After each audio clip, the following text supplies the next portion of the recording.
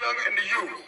Now I'm gonna share my mic with my brother Hocus for a fifth that everybody knows and know that help is on the way. So I hear everything about police reform, this and that, but nobody talks about the crisis management system of the credible messengers that are in these high-risk areas in the projects, deep in the waters, trying to pull that young, whatever you want to call him, young adolescent kid that his brain is not right, and we pull him out and we do this.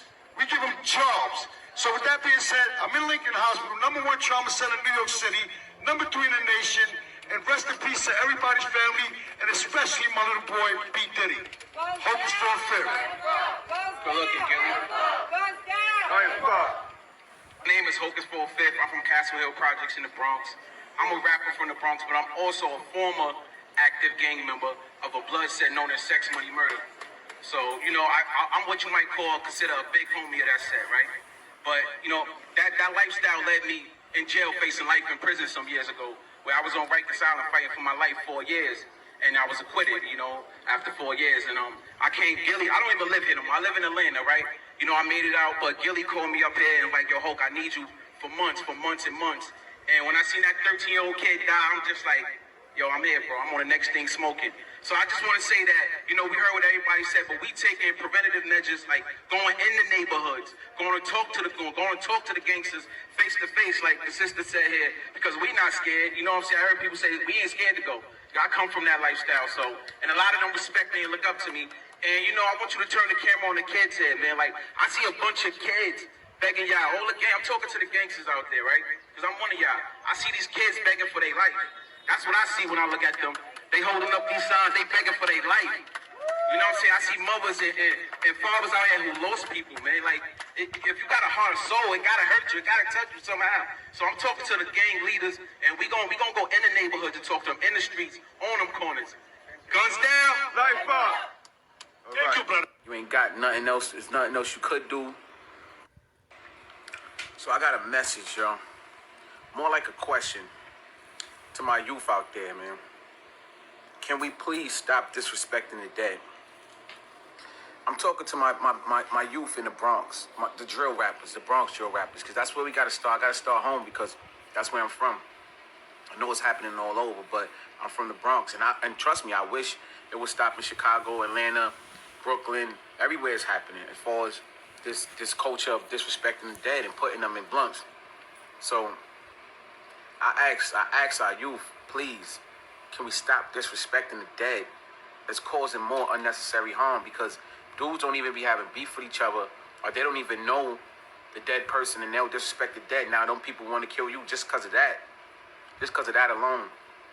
And I get it, you know, you guys out there in the streets, nobody can tell y'all nothing. I was once there, you know what I'm saying? But as far as the rap go in the hip hop culture, you know, it's an outcry right now, man. And I'm talking to these mothers who lost sons and these fathers who lost sons and these people who lost kids, innocent kids being shot. And they all blaming hip hop. And I want to say another thing. The feds are coming. You know, these people were crying to the federal government. They're crying to the police to step in and come get you guys. Rappers, they blaming you guys, man. So, you know, if back in the day when you was in the street, man, you didn't want to be loud. So if you're on the street, why be loud anyway? You know, so I'm asking, you know, I already spoke to a few youths, a few of my little homies and a few other little homies, and they agreed to, all right, you know what? We're going to stop disrespecting the dead. You know what I mean? Even if the other side say something, we ain't even going to respond with disrespecting the dead.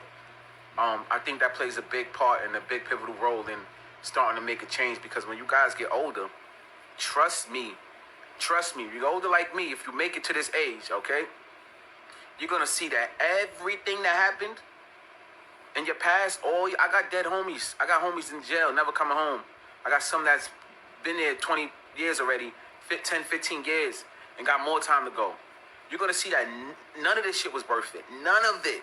All you're going to think about, you're going to sit back one day, you're going to think about all your dead homies and all the dead opposition, and you're going to be like, yo, what the fuck was we killing each other for?